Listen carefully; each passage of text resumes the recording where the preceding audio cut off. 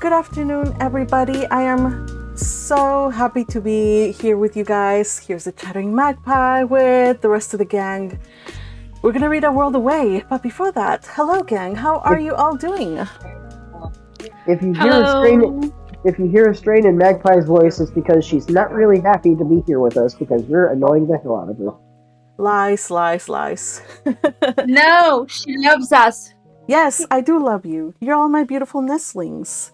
I don't know where that came from, Patrick, but okay. Now, I'm so happy to be here. And I was catching up a little bit with the gang earlier, updating them on progress for some videos I'm working on. Yeah, but I'll talk about that a little later when we have more people. So, but yeah, how are all of you guys doing? Pretty great. Excellent. Just started a new webtoon. It's horror, so you won't like it. Okay, thank you for warning me. All right, so I just want to say hello to the people on the YouTube chat. If you are there, say hello. But first of all, we had Yukihira, who was the very first one to send a comment or a message. Says, hello, the end is nigh. Boy, is it. Yes. Now, you kind of have to specify about the end. The end of what? Because this day and age, it kind of feels like the end in general is nigh. This is the end. It's the end of the world. So. But which world, Yukihime? I when I started writing this, I never expected that we would just end up everybody having an existential crisis. But okay, we breathe and we hope for the best, and we forget our troubles by plunging headfirst into fanfic that covers story about the end of the world. Great. You are the author, so you decide which world. Yeah. Let's just have fun with this, and we always hope for the best. Yeah. So I am a total. I say I'm a pessimist, but I am always optimist. So it's just a story. So yes, hello. The end is nigh. A World Away is very close to being done.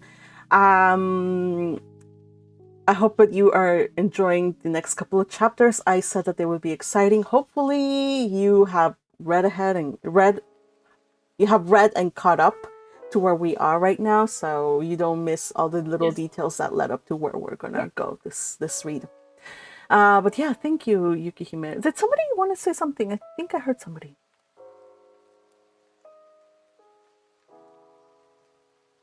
No? Okay. Let's see. Teal says, it's not like I don't have a pun, but I'll save it for the end of the read-along. Ooh, okay. Instead, shower thoughts. Honsuki edition. Ever wondered what color mana you'd have? Or your elements or protections? Ooh, that's a really good question. Well, I think it would start, first of all, with your birth, right? Like your season. Probably. So that's kind of like the leading one. I'm not a fan of green, but I'm a fan of tealish blue. So I'm okay, happy-ish that I am a spring baby. Speaking of green, we missed St. Me Day.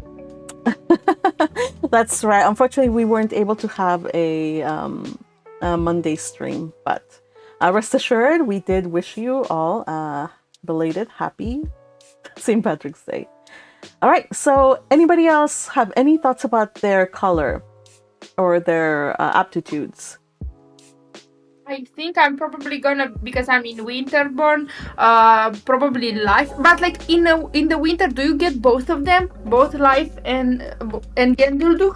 I think it's scheduled. Life is not so common. If you want to have life, you would have to be born in the Royal Academy. So that's one of the reasons what makes Ferdinand so unique, is that he was born with life, because he was specifically designed to have that element, and because he was born in this sovereignty or in the Royal Academy.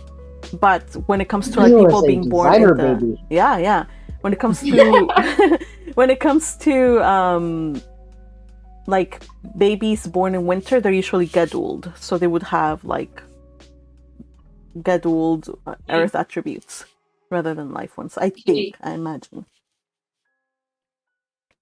I understand. Well, despite my chaotic and rambunctious nature, I think I might be life attribute. Maybe. Okay. Life, huh? What about? I hold on tight to those that I like. That's a good trait. That's a good trait to have. Anybody else want to share? I really wish that it would be teal. I'm not sure it would be. I was born in summer, so it'd probably be blue dominant, but not necessarily. Teal. I have an idea. Okay. Yeah. I am spring and you're summer. If you give me a little bit of the summer and I give you a little bit of the spring, then we can form teal. You want to mix, man? Yeah. That sounds like a proposal, maybe? This is getting a little weird. You guys always have to go there. I feel like California has the Watergate, so maybe if I just go down there. Yes, do come That'll be over enough. here. Fergie, what did you say? I didn't hear you. Nothing. I heard you say something. Okay, fine. I must have misheard. Yeah, so somebody put the whole map of somebody put the whole map of Jürgen Schmidt kind of to scale it to size over like Europe, kind of so people could guess like, oh, this is kind of like where like the approximate. So when you put the map of Jürgen Schmidt on top of the United States of America, Drowinshell is around the area of California. Ehrenfest is like at the same level, like latitude of like Michigan, kind of ish. Klassenberg in Canada. This is my favorite. Aaronsbeck in Florida. I'm sorry. I am so sorry, but that just tracks. Yeah. So Probably be from Glissenmeyer then, or Josbrenner. Yeah. Well, we don't know about any troublemakers from that area, so right? Yeah. Anyway, let's see who else. Haremy, Fergie, any thoughts about your elements? I really like white, but usually I think I have a greater affinity with water and earth. So Okay, nice. Water. Fergie, did you say green? I think I saw you in the chat. Were you saying green towards you, like your attributes? Yes? Maybe. Oh, okay. Another spring baby. All right, you guys. Thank you for sharing your elements and stuff. I forget what exactly. There's a whole bunch of like stuff about whether that's like your prime characteristic, like your birth season. But like for example, in the case of Myne, she was born in the summer, right? But her most dominant attribute was actually not summer, not blue, but yellow. Like her mana was, of course, she was a devouring, but she had a bias. So it's not just your birth season; it's also your location. So that's pretty interesting component of things that make up who you are. So Both season and geographically. Correct. Let's see. Crusher asks, what color is winter? Winter is two colors. It is red and blue. Sorry, it is red and white. Let's see. And then, oh yeah, Teal answered. Crusher, I think you're also saying. Crusher says, hello, listening in from the freeway. And yes, please pay attention to your drive. Drive safe, buddy. Drive safely and then join us whenever you get home. It would be lovely to have you. Okay. So thank you for that question. That was fun. And I do look forward to your pun at the end, Teal. Always enjoy the puns. All right, everybody, let's get started with the read.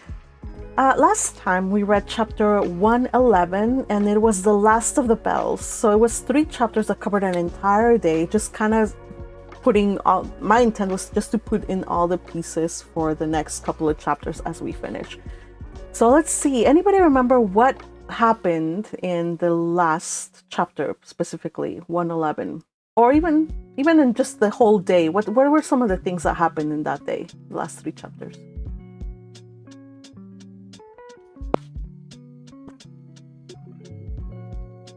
A lot. A lot indeed.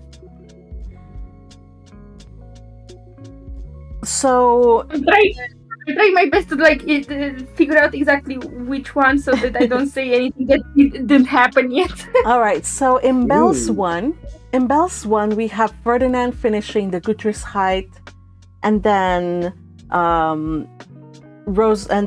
Eustace finds out about Rosamine. He finds them together. Ferdinand tells Eustace to do something. We don't know what it is.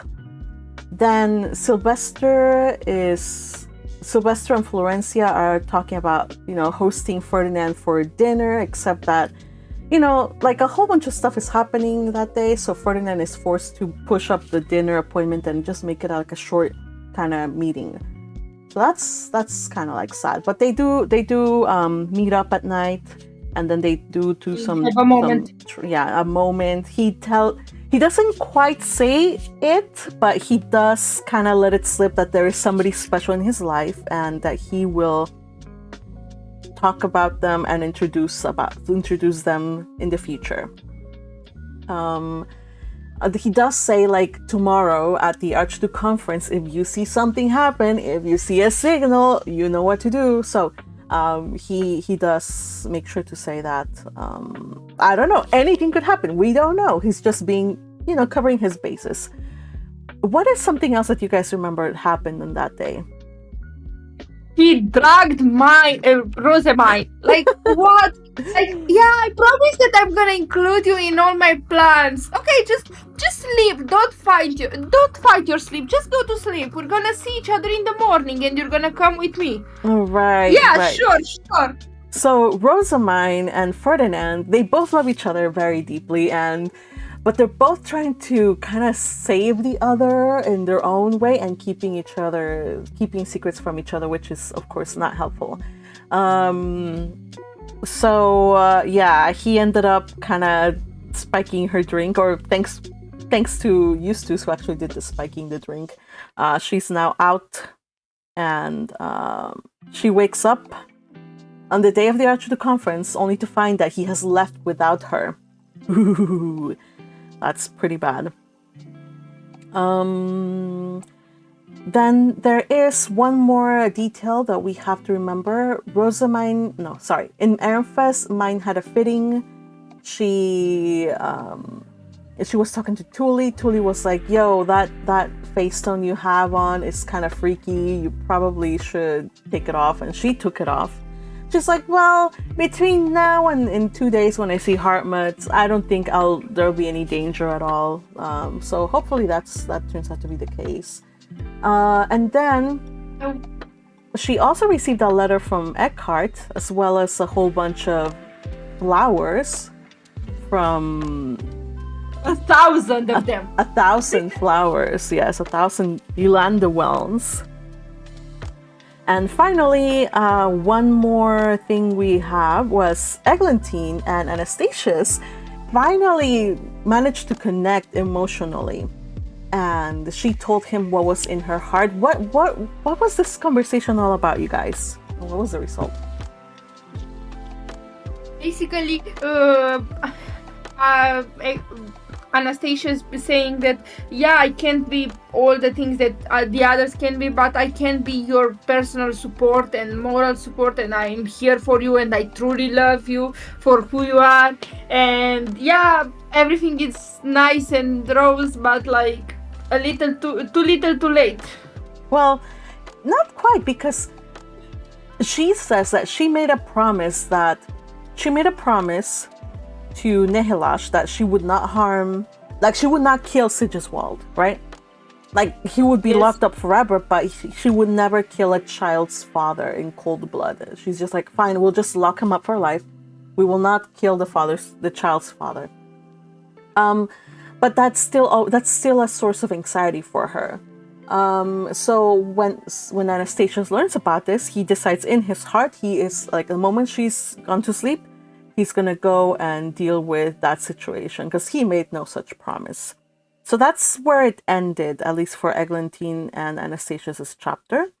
And so we're gonna pick up to see what happens afterwards. That was the end of a very long day, you guys. I was covering lots of places and lots of characters. But now it is time to get to the action. I hope you enjoy it. Today's chapter is titled Trust, and reading are the following. Rosamine is going to be read by Hirami. Eglantine is going to be read by Teal. And Attendant 1 and Random 1. Attendant and Random Person 1 is going to be read by Yukihime. Theodonius and Sigiswald is going to be read by Patrick. Ferdinand is going to be read by JC Fergie. The Gillis and Meyer Scholar is going to be read by Teal. Rewell of Jarwinshall, as well as a random person, is going to be Yukihime. And today highlighting was the one and only Hirami. Thank you so much, you guys. And Hirami. By the way, Thank you, Hirami. By the way, I feel it's appropriate to point out we have a medicated red in the chat. Oh. Welcome, Red. I am happy to see you. Be good. I may have been trying to encourage some bad behavior, but I think it failed. Sorry. Hirami. Teal's the one who highlighted today's chapter. Oh, I'm so sorry. Well, we're always thankful for the work of you guys. Thank you so much. And Teal, thank you for today's highlight. This chapter's highlight. Yeah. All right, let's do this, you guys. Chapter 112. Trust. Oh, look, a summary. The beginning of the end. Could be more in the nose. I'm sorry, you guys. I regret it now, but okay. Let's do this again. This is the end. Chapter 112. Trust. 1 week ago. Tell me some more about this future. Ferdinand muttered to Rosamine one night, his voice soft and almost contemplative as they lay together in the quiet darkness. She blinked up at him, drowsy, her eyes heavy with sleep. She wasn't surprised at this question. He often asked her about the dreams he'd had, and the future that she came from. What do you want to know? He sighed, stretching his arms behind his head and leaning back against the pillows. The dream. The one where I kissed you in the garden. Tell me more about that. Rosamine stared at him, her expression blank with confusion, as if she didn't know what he was talking about. So he elaborated gently. The one where I slammed into the magic circle.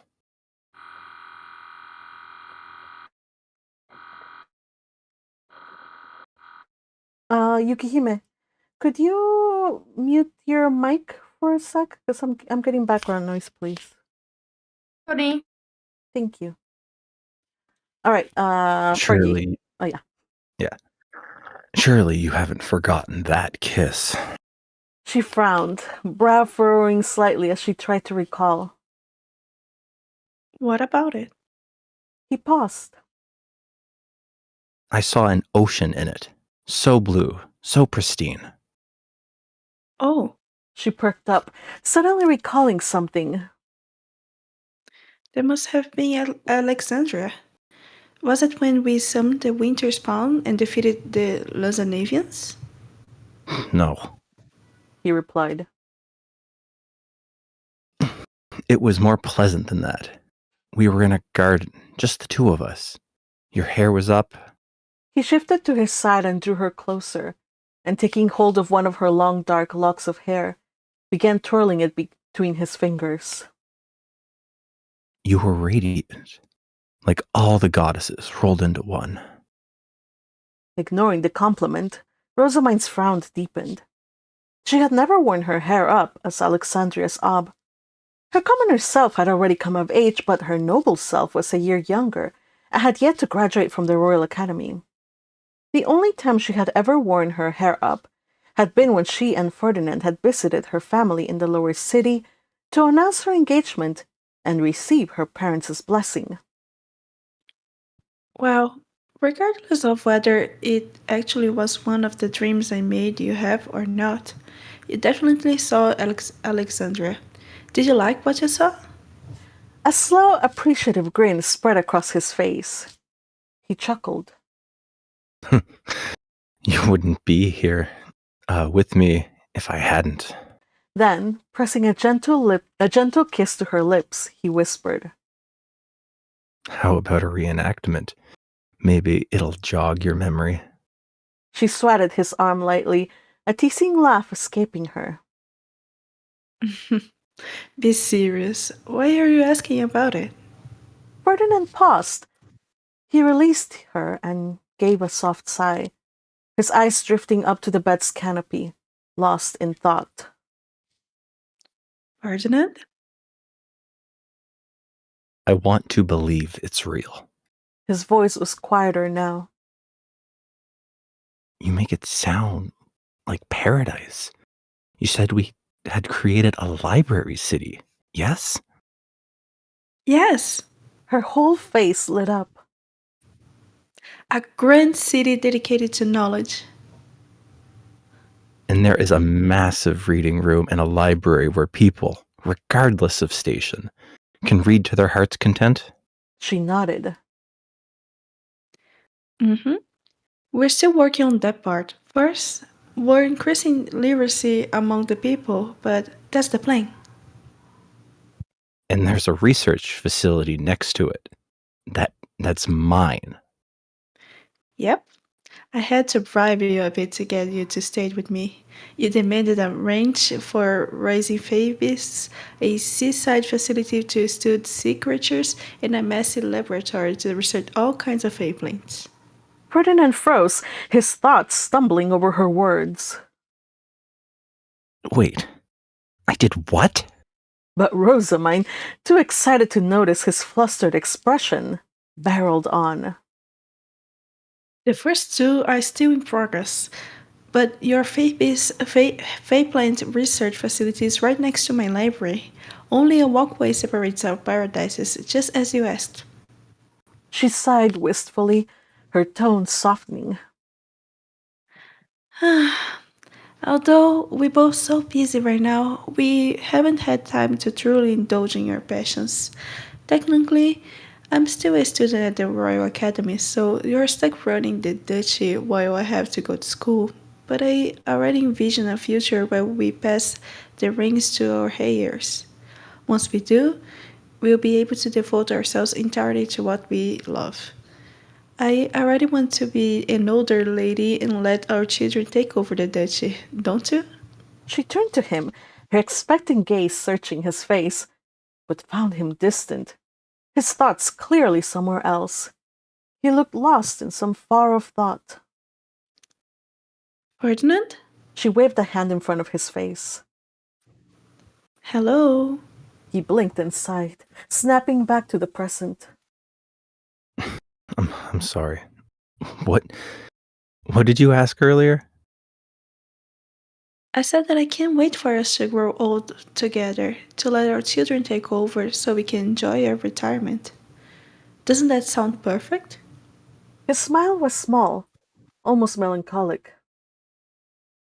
It sounds almost too perfect. Rosamine was unwavering in her optimism. You see, I can't wait for all of this to be over and for us to go home to Alexandria. Ferdinand's thoughts turned inward. He didn't ponder over her strange phrasing. He only thought of their current reality, the long, grueling winters, the state of Aaron's back, which she had mentioned, would one day become Alexandria.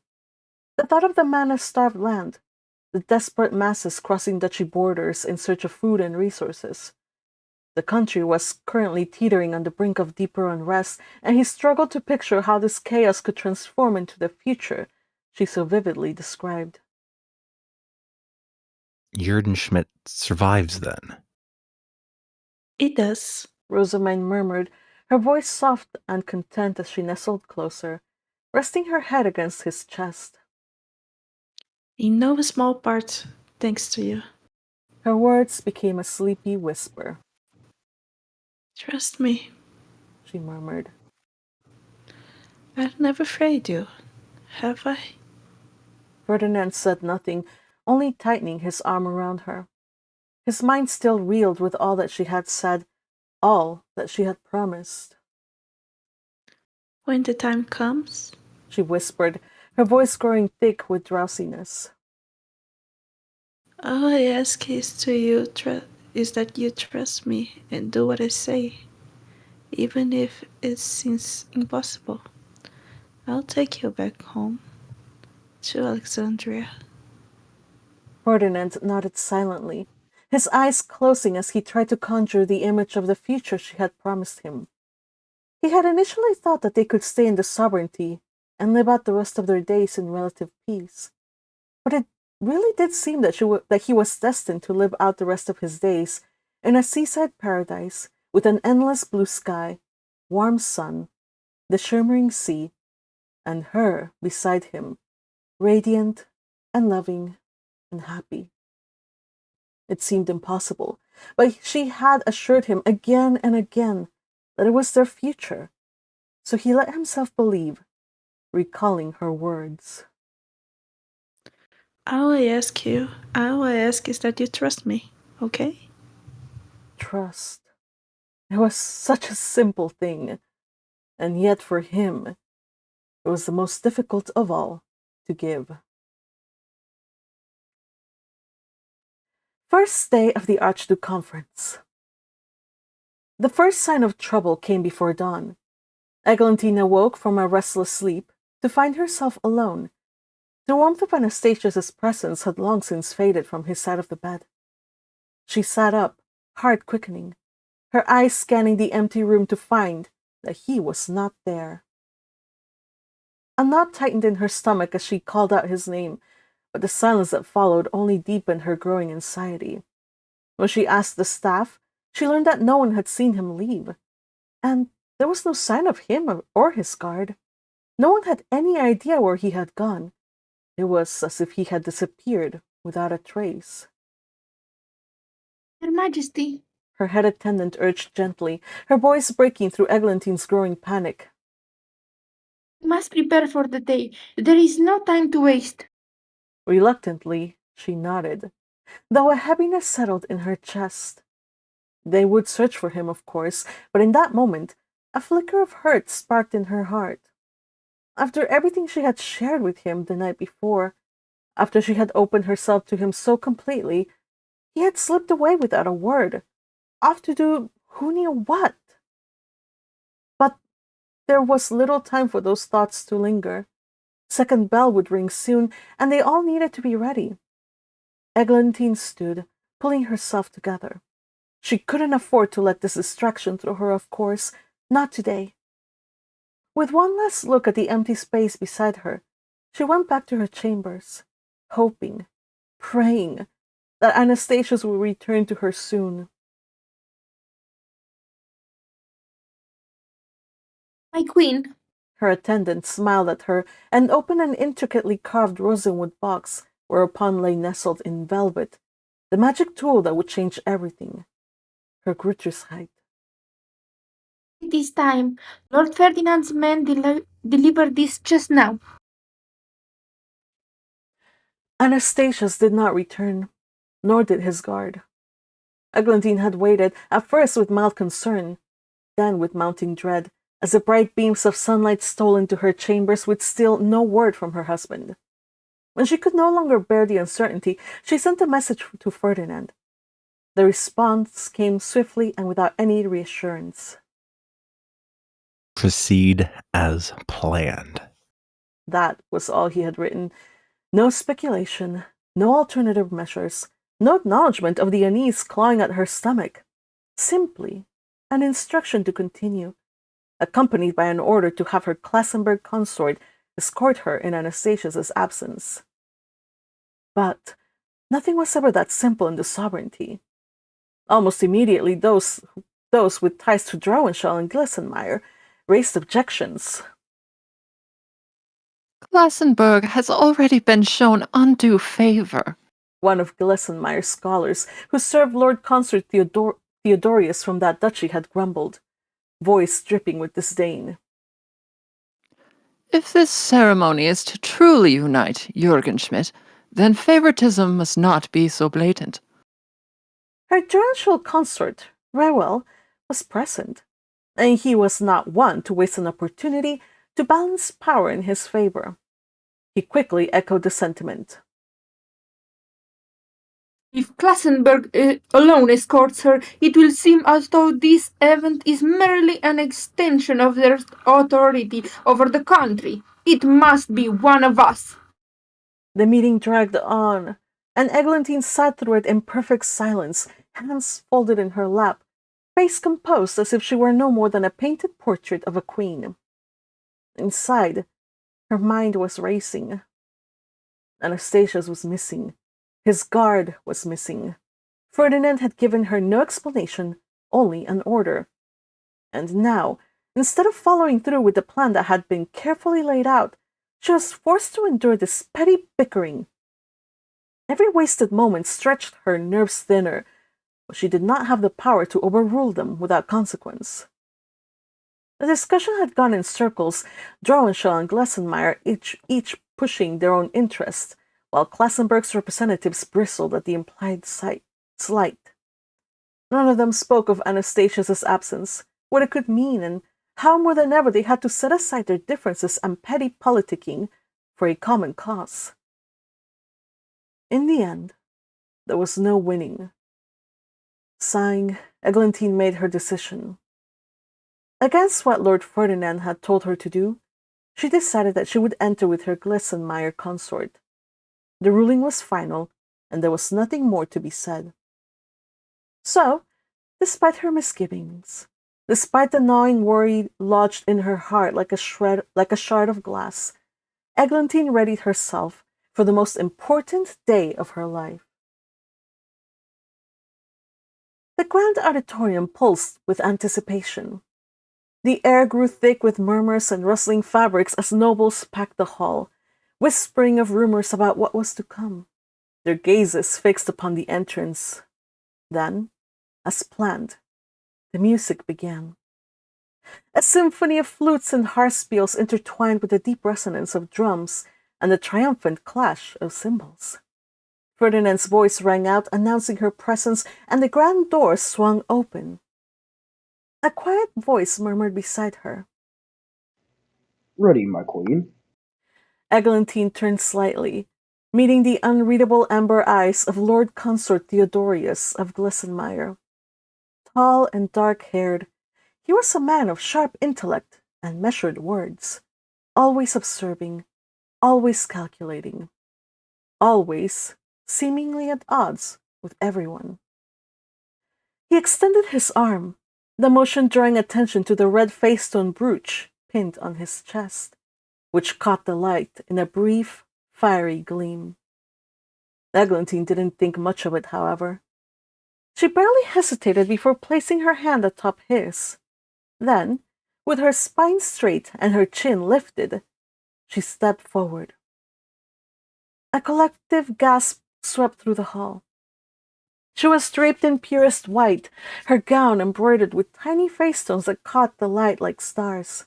She appeared as a vision of divinity, her golden hair crowned with the symbol of her sovereignty, a shining crown. A sudden ethereal light gathered at the ceiling of the hall, white radiance coalescing into a shining mass before cascading downward in a shimmering rain. The audience let out cries of wonder and astonishment. The light bathed Eglantine, reflecting off the facestones of her gown, making her seem less like a queen and more like a celestial being descended from the divine realm. A blessing! Where did it come from? It must be from the gods themselves. Gasps rippled through the chambers. Gasps rippled through the chamber as nobles, seasoned though they were in courtly grandeur, found themselves momentarily entranced. She had stunned them before during her coronation, but this was something else entirely. She turned her gaze toward Ferdinand, standing tall and impassive on the stage, handsome in his stern aloofness. The display had not shaken him. Of course not. He had expected it, or rather, he had orchestrated it. But she was still taken aback when their eyes met, and she saw that his light gold eyes followed her with narrow-eyed coldness. Ah, The realization came just as a quiet chuckle sounded beside her. Look at how displeased he is. Theodorius murmured, his voice lilting with amusement. It seems he doesn't appreciate being disobeyed. Eglantine kept her face carefully serene, but inwardly, unease curled in her stomach. Theodorius, still smiling faintly, leaned in slightly, just enough that his words could only be meant for her. It's just as well. He continued in the same maddening tone. After today, you will no longer be able to push anyone around. Not with the Cruciusite wielding Zent sitting on the throne. what do you mean? She wanted to ask, but there was no time.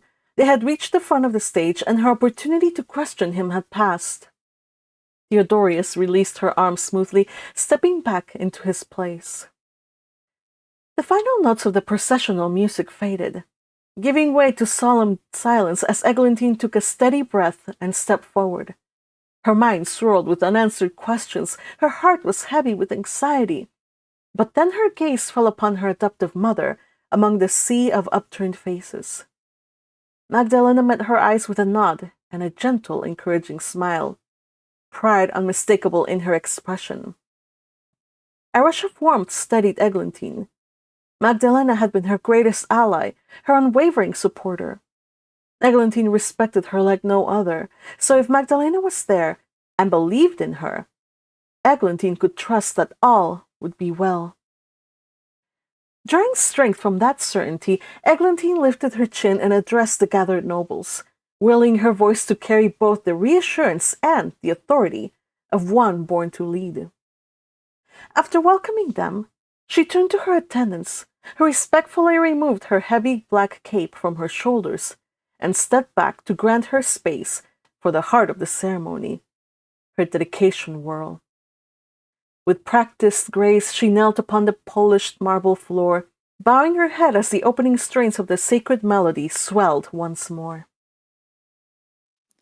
I am the one who offers prayer and gratitude to the gods who have created the world, she intoned, her voice steady and reverent. Then, rising fluidly, she began to whirl. The music soared, her skirts flaring as she spun, the facestones in her gown catching the light and scattering prismatic brilliance across the vast chamber. The world around her blurred, dissolving into color and movement. Though her eyes were closed, she did not need to see to know what was unfolding. Based on the gasping of the odd spectators, she knew that what Ferdinand had promised would happen had happened. He had told her a magic circle would manifest during this part of the ceremony, and she could feel it. Mana thrummed around her, resonating with the beat of the music, until with the rhythm of her own heartbeat. The sensation built with every precise step, every measured twirl, until the music stopped. Eglantine stilled and opened her eyes. Above her, stretching across the ceiling like an astral tapestry, a magnificent magic circle pulsed with mana, its luminous lines shifting and gleaming in iridescent hues. The gathered nobles erupted in startled exclamations, their voices a mix of awe and apprehension. At her side, the sovereign high bishop, Ferdinand, spoke at last. This He declared, with a voice that booked no opposition. is the proof you have long sought. People of Jordenschmidt, behold your true Zent. The weight of those words settled over the court, and at first they were met by a profound silence. But then the gathered nobles began to cheer, taking out their glowing steps in celebration, their applause growing louder and louder, until a thunderous crash split the air. The massive doors at the far end of the hall burst open. Shouts rang out, followed by the unmistakable clash of steel. Armed figures poured into the chamber, a dark tide disrupting the order of the court. The nobles reeled back in alarm, their ceremonial awe and solemnity shattered in an instant. Then came the voice, sharp, imperious, and all too familiar. Stop this at once. This farce cannot be allowed to continue. The intruders parted, making way for the figure who had spoken. Sigiswald. He strode forward, his expression twisted with righteous fervor. Jorgenschmidt, you are about to be deceived further, he proclaimed, his voice rising over the chaos. I, your true king, have come to save you. Behold, Grutrithheit! As if to cement his claim, he brandished a tome, unmistakably meant to be the Grutrithheit.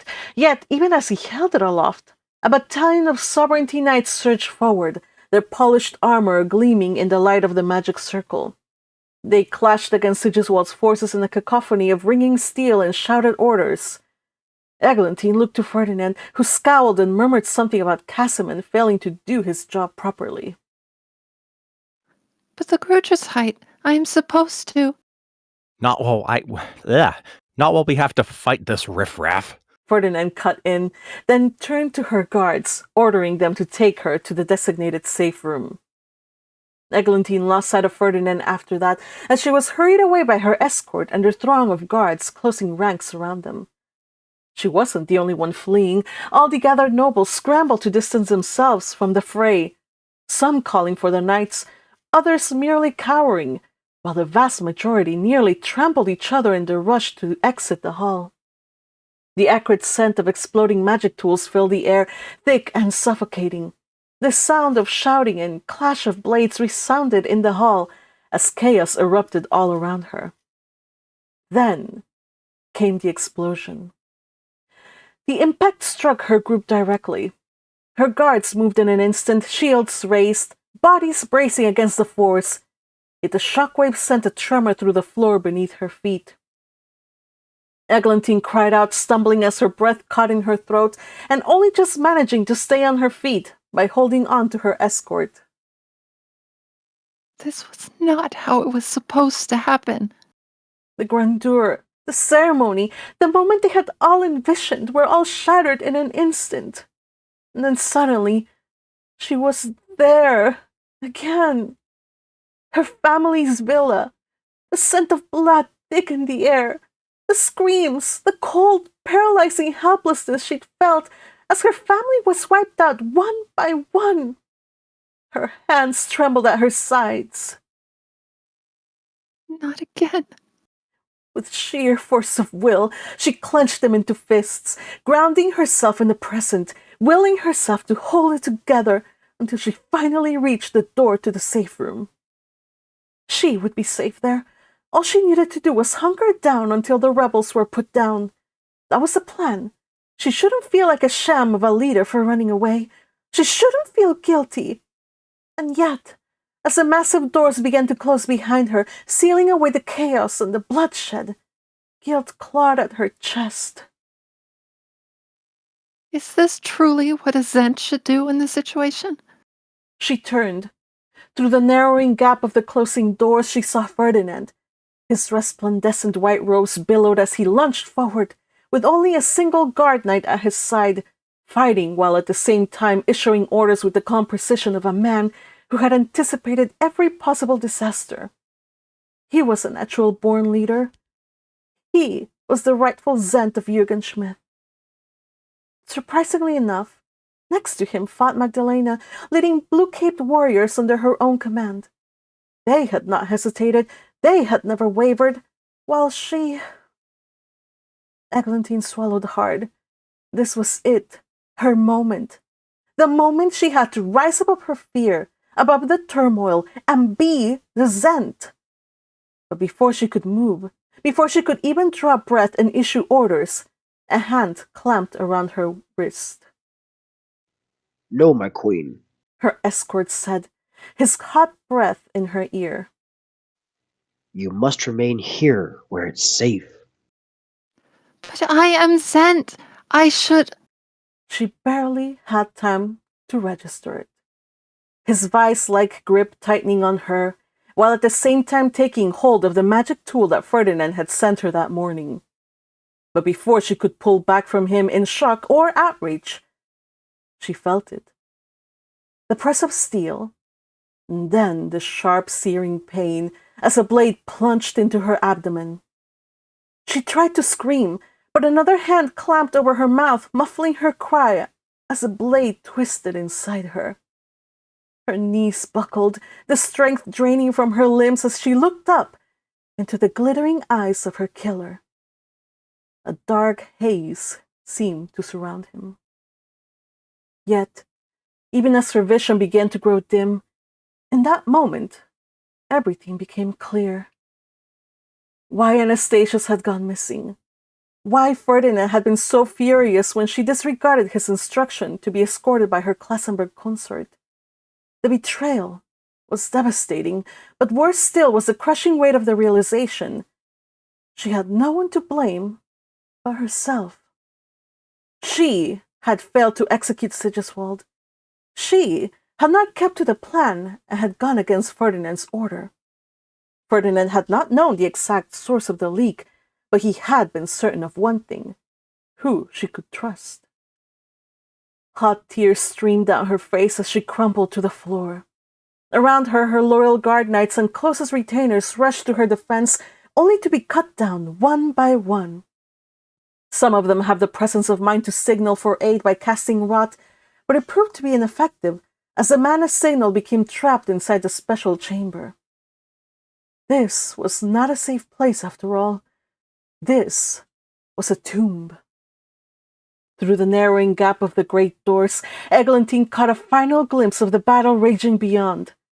Her hand reached out instinctively toward the fading light, fingers grasping at nothing but air. But it was too late. The doors sealed shut with terrible finality, never to open again. No, my queen! End of chapter.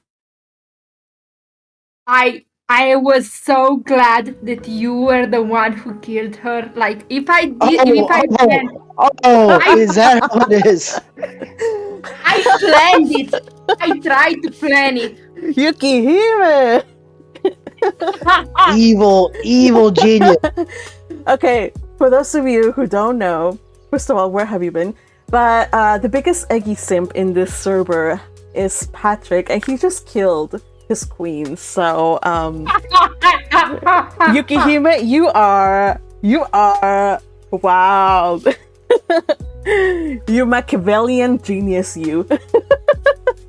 I organized the whole roles, everything. I picked exactly who I needed. No wonder when I jumped on the server, you were on it. You were like on it. I was like, yo, she's taking. I was like, fine, go ahead. I'm busy here, please. I volunteered for that role. I didn't know what he would do, obviously, but I volunteered for that role. No one pushed me towards it. Yeah. No, but after all the other roles were taken, like, I knew you were gonna also double the role because you had a minor role. So, like, Okay, you guys. I mean, I would have had. planned it a week or two ago, just so you, like, I was talking with Teal that, oh my god, Eglantine is about to die, Patrick is gonna be so sad. Yeah, from that moment on, I was like, he needs to be the one to heal her. Yeah. I did not approve of this gremlin behavior, but you know what, Patrick? You said she's one of yours, and I mean, Yep. so I approve of the chaos. I may have been the target this time, but I approve. Well, first of all, I just want to say thank you. You guys did an amazing job. Fergie, I saw you were fretting on the chat. You were like, making mistakes. No, you did not. You did great. Everybody did great. I don't know what you're talking about. How are you saying that everybody did great when I got booed? Well, that's a totally different situation because we were booing you as Sigiswald, okay? Not booing your performance of Sigiswald. So yeah. Okay. I mean, Sigiswald gets more hate than freaking what's his name? Theodosius here. I can't believe it. I mean, I was going for. Anybody remember that cartoon Recess? Remember the snitch? Yeah, Randall. Yeah. Yeah, I was going for kind of a rat / snake like him. Mm. Yeah, you did a really good job with that. And I'm so sorry. I thought Eglantine spoke more lines, but you only spoke tried like to do a lot 3. with a little. No, you did really good, but I was like, man, I should have had like a lot more lines here. Oh man, see, I tell you, I guys. noticed though, it added to the chapter, I think, because while highlighting, I realized Eglantine really doesn't get to speak her piece. No one's listening to her. And it adds to this feeling of like her agency is being taken away from her as, this I like goes that. on. Mm-hmm. Yeah. So it's very sad, but, I think it works. Yeah, count the number of times she gets cut off almost. Like, she's saying something and she gets cut off. Mm-hmm. Did anybody notice the part where her escort had a Hersphere? Yes. Yes. Ooh, a lot of readers didn't catch that until like the second or third read from the comments in the Discord server and the comments in this chapter. Yeah, I mean, as soon as you said the red face, I'm like, oh, that's what's going on here. Yep. She never stood a chance, you guys, in that respect. Like, now if she had her own Hersphere, then she could have resisted it, but she doesn't have it. You think the Zend of the country would get this kind of technology to avoid mind control, but... Right. I mean, let's be absolutely fair here. If she had followed Ferdinand's instructions from the start, she wouldn't be in this predicament. Yeah, he told her to do Klassenberg escort. So, yeah. Poor Eglantine. I said this, so I'm gonna read the part of my comment. If only Anastasius trusted Ferdinand enough to tell him he was going to go and kill Sigiswald. If only Eglantine trusted herself and her authority enough to continue to follow Ferdinand's instruction to the letter. If only Ferdinand trusted Rosamine enough to let her help in some way. If only. Yeah, that's my vibe for this whole thing. Also, like, it's very interesting that that Rosamine, so coming back to the first part, didn't mention out loud that she never wore her hair up. She thought it, but she didn't say it out loud. But I still feel she said too much by saying that they will go back home to Alexandria together, Yep. Yeah. So, they both understand different things about the future. so he thinks, of course, like who would think that in the future she comes from the future? So you don't think about timelines and weaves and stuff like that. So she's thinking fourth dimensionally to steal words from Doc Brown. He's just thinking about his own timeline. So he thinks that, and she's just speaking in general, like in her timeline. Yeah, Ferdinand helped save the world, and they live happily together. Blah blah blah. So it's kind of like the opening kind of. Yeah, the opening 1 week earlier or whatever it was, 1 month earlier. I forget what it was. Earlier. 1 week. Yeah. That's kind of like to show how they're close, like physically they've bonded, they've been intimate, they've shared a lot of things together, spent so much time together, and yet never more have they been so out of sync with like each other. We had like even the future, like what they're thinking about, totally missing each other. Of course, a little earlier he drugged her. So yeah, what's up? I was very surprised that that Eglantine didn't try to send an ordinance to Anastasius. She did. Why wasn't that said? I mean, it's kind of a given, right? It's kind of a given in this world. Like we look for somebody. I should have put it in there, but basically she did send a thing, but it didn't come. It didn't stay. So he's still alive. The thing just flies away. I guess I should add it now, but yeah, but that was basically. I mean, too late now. Yeah. So basically, I mean, you already screwed it up. Well, so, I mean, come on. I kind of assume that we're already like aware of the dynamics of you look for a person, you send an ordinance. If it had not flown, she would have been like, he's dead. No, he's just somewhere. The thing flies. We just don't know where it goes, and we don't know where he is. It's still flying. So, that's why she was. Letizia and Roswitha, yeah. Mm-hmm. Yeah. So, yeah. It's a little bit unclear, so maybe. Yeah, I'm just gonna go back and add it in there. But yeah, for those of you who, I'll go back and spell it out. Yeah, I'll do that. Yes, please. For those of us who can't read between the lines.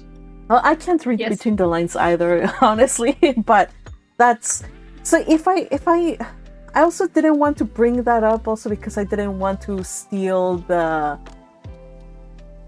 kind of like the. It detracts a little bit from the uncertainty of whether he's dead or alive. Like with as you're reading it, of course, in the world they already sent it in. I agree. So if I say like, oh, they sent, like, if I put something so hard, like cut and dry, like it flies, he's alive, like it kind of like takes away from that uncertainty. So I didn't want to add it, but in world, like the first thing that happens, like she woke up, she was like, what the heck is going on? Attendant comes, she's like, you know what? I don't know. He has get an ordinance. And so, yeah. Anyway. I actually assumed he was dead when you wrote this chapter. Well, he's not dead. I guess it makes more sense if you just let it as it is. Okay, I'm leaving you alone. Maybe since it doesn't say she didn't actually send the ordinance, but it's because of the little bit of mind control happening. Mind control happening. Or she's not like. She doesn't really know where she stands with him. Like, I don't know, she's just still unsure a little bit. And like, okay, I don't want to push him. If he leaves, okay. Like, that still hurts, but okay. I don't know. That could be something too. Like, it makes sense for her to not be pushy. Yeah. So, there's several ways you can look at it. In my head, she did send it. It just flew. She never got a red receipt. So please, everybody, if you have a significant other, don't ghost them. Especially after you're supposed to wake up together and you're not there. Don't ghost them ever. It's the worst. Yes. They'll absolutely ghost you. So let's see. What else? By the way, I just wanted to read Teal's comment. It says, can't make a fanfic omelet without breaking a few eglantines. Teal, that I'm is not proud, perfect. but I see you were why you were saving it. Yes, yes, indeed. couldn't say that at the beginning of the chapter. I know. Thank you for saving it. Yeah, that may have been spoilers if she shared it earlier. Mm-hmm. I'm going through the comments on this chapter. I see Yukihime's emoji Don't ridden. leave your Don't leave your Zent unread. Yeah, Zent unread. Mm-hmm. Let's see. Somebody said, I've read a fair number of Hansuki fics, and this one has a distinction of being the only one where I've read where Eggy dies. I think there might be another one, somebody said, but this was the first on-screen death of Eglantine. So, yeah. Also, I didn't read the note. Oh, sorry, go ahead. Yukihime? Patrick, did you expect this for her? No, I did not expect my queen to die. What the hell? It also took me by surprise when I read it. I was like, what? This came out? What? Well, Yes. remember, Eglantine is kind of like the puppet king or queen that's going to make everything okay. So Ferdinand and Rosamund can just, go and do whatever the heck they want, but they have to leave somebody, a puppet, in control of Jürgen Schmidt. So by cutting that off, it's kind of like, what are you gonna do now? Yeah. So, what do you guys think? Well, actually, everybody here has read it, but what do you guys think this will mean now for the future of Jürgen Schmidt and Ferdinand? The way it might play out. Those of you who haven't read, I'm interested. I think the only one is Patrick who hasn't read it. How do I expect this to go? Well, we have already seen some foreshadowing. Someone's gonna die, and it's gonna be by Rosamund's hand. Yes, you guys don't forget that 40-something chapter. It was an interlude. Someone's gonna die, and yes, Rosamund is gonna. Unfortunately, she was found with the weapon? Yep. What do you say? With the weapon in hand? She was in the murder scene. Red-handed? Yes, red-handed. Literally. Hand covered in blood. So, yeah, it'll be one of her two targets. Ferdinand or Myne. Okay.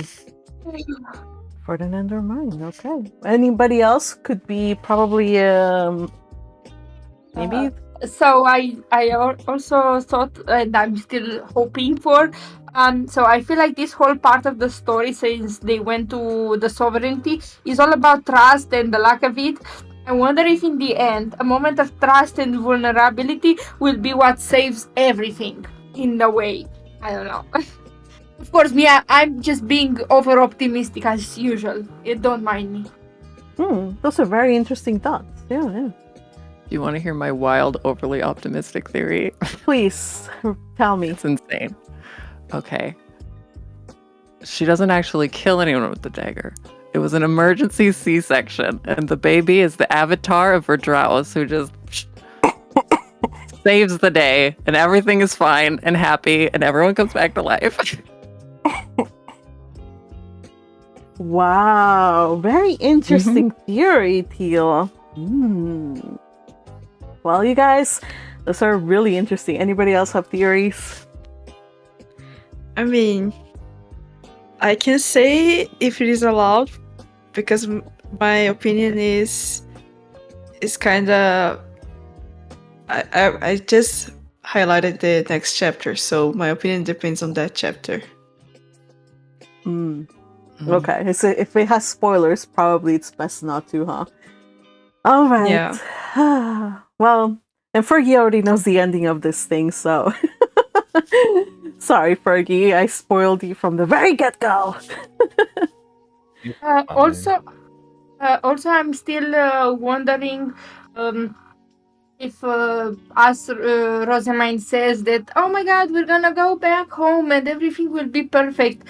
I am still wondering if they're gonna go back and have all the memories and be completely messed up emotionally because of what they went through. She You know, like, she is going to bring Ferdinand's face stone with her. oh my god. That's what I'm going for. I don't know which is worse at this point. Wow. Yeah. I'm gonna need a T-shirt that says "I went to another timeline and all I brought back with me was CPTSD." Oh man. Yeah, I mean, who knows what's happening. You know what, you guys? I have to admit, I had this ending set in stone. And I was like, two more chapters, I'm done. But Kazuki Sensei has released like chapter after chapter after chapter of Hannelore, and that's just been messing me up, you guys. So Bye. Hear me out. No, yeah, I know. No spoilers Okay. for Hannelore. Yeah, what's Take up? your time. No, hear me out. So do the ending that you want now. Now that you have been reading the Hannelore and whatever, okay, and then you can like add epilogues of like alternate endings of like what you had thought that it was gonna end. You know, like a little bit of it, not thousands and thousands of words. You know, just a little bit, just to annoy and make happy everyone. If you feel like it. All right, that's a good point, because I'm kind of petrified right now because of what happened in 46, what we learned in chapter 46 of Hannelore. Dudes, 45 and 46 absolutely blew my freaking mind. And wow, I was like, wow, like I was reading it in bed and I just found myself like Ferdinand looking into the canopy, kind of like thinking, mind blown. So yeah, that was me for about 5 minutes after. You know, part of it might have been that I fried my brain reading MTL. Oh, Akiana, I miss you. Where are you?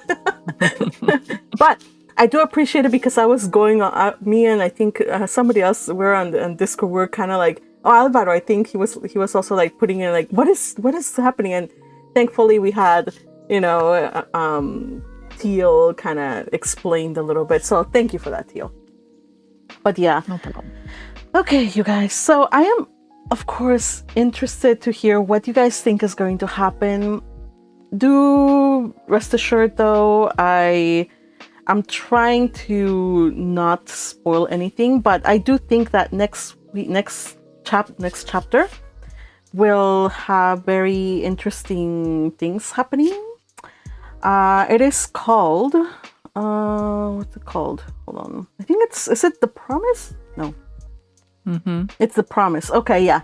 So since I don't know, I lack creativeness to come up with titles. I just kind of like go like The Promise Part 1 or 2 or 3 because I don't know. Don't make me come up with a title. So yeah, The Promise. And yeah, it'll be an interesting one. I hope you guys can join me. It's going to be on Friday at around noonish or 1 o'clock. 1 o'clock, I think. Yes, 1 o'clock. We have some announcements, you guys. As you guys have noticed, the gang have not plugged the Ko-fi because I've made a little switch on the way you can support this channel. Or actually, well, all my channels, whether it's this one or the one for the Chattering Magpie, the regular one.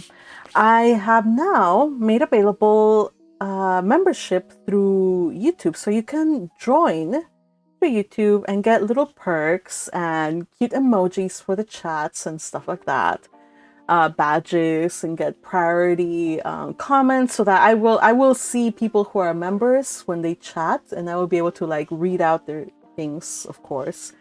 Also, that means that there will be members only videos through YouTube and other stuff. I forget what it is. And of course you get to access the Discord server. You get to, so the perks, not all of them, but most of the perks, because we only have 2 tiers right now, the Shumil tier and the Noble tier. So go check them out, see what you like. If you haven't If you haven't supported, you can do so now. Check it out, or at least if you're curious, just go and snoop. I have a video that I'm working on as well. I'm excited for that one. And yeah, sometime within the week, we'll have a new video on the other channel. As to the future of this channel, we will continue to read. I am, however, we are going to push back though the Count of Monte Cristo, because in April 5th there's going to be the release of one of my favorite book adaptations. One of my favorite books adaptation in anime. So I want to read that here. So maybe we won't, I don't know. I'm gonna try to finish writing the last ones. And then once we're done with that, we read Anne of Green Gables. We just delve right into it. You guys will love the story. I promise you. It's a fun, sweet story. And then we can watch together Anne of Green Gables, of course, in the server or whatnot. So yeah. Yes, and if you would like to join us in the server, you can like, subscribe, and now give Magpie a follow on her main channel. Yes. You gotta be subscribed to join us. Do so, and you won't regret it. We have oodles of fun around here. Thank you, Patrick, for that. Red Tempest is a planet away. And he also says, was there a chapter called A Earth Away? No, it was A World Away. Not a planet away. Also, Red Tempest says, chapter 46 of Hannelore changed the ending of your story. It kind of has altered a little bit. Once we finish this, I'll talk about it in more detail. It just alters a little bit of the way I had envisioned things, the epilogue of this story. But yeah. So, but I'll talk about that later when we're done. I promise you. Red Tempest says Hartmut becomes a god to save Rosamine. Oh, is this a fanfic? I think there's one that Hartmut becomes a Zent. That's Zentmut, the Red Mestinora. That's an interesting fanfic. So you can check that one out if that's something you want to see. Let's see. Hirami says, I am a member. Yes, everybody here who is in Discord server is a member. So thank you guys for your support. And while I'm saying thank you, I should definitely say thank you to the following people who read today. Rosamine was read by Hirami. Eglantine was read by Teal. The Attendance was read by Attendant and Random 1 was read by Yukihime. Theodorius. I forget his name. I can't read my handwriting, guys. Anyway, Baddie Guy with the Stabby Thing. And Sigiswell was read by Patrick. Magpie. Magpie. You can't read your own handwriting? Because really?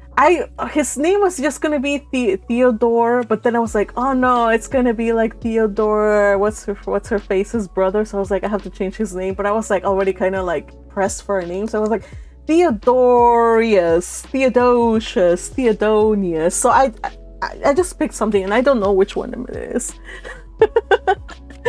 All right. So yeah, please don't judge me too harshly. Thank you, Patrick, for not putting me on blast. Thank you for not putting me on blast and for reading, of course. Ferdinand was read by the incomparable JC Fergie, who did amazing. Fergie. Glisten Meyer Scholar was read by Teal. Rewell of Drowenshell / Random 3 was read by Yukihime. And yeah, you guys, we had... Oh, and of course, narrator was Magpie and highlighting by Teal. So much fun going on around here. If you wanna chat or hang out with us or watch anime with us or do karaoke with us, again, you can join us over on the Discord server. But for now, we will see you on Wednesday. No, wait, today's Wednesday. Wow, we'll see you on Friday, you guys. I hope you guys have a wonderful one. Thank you, gang, for reading, and we will see you, okay? Goodbye, gang. Goodbye. Bye. Bye. Adios. Bye, chat. Auf Wiedersehen.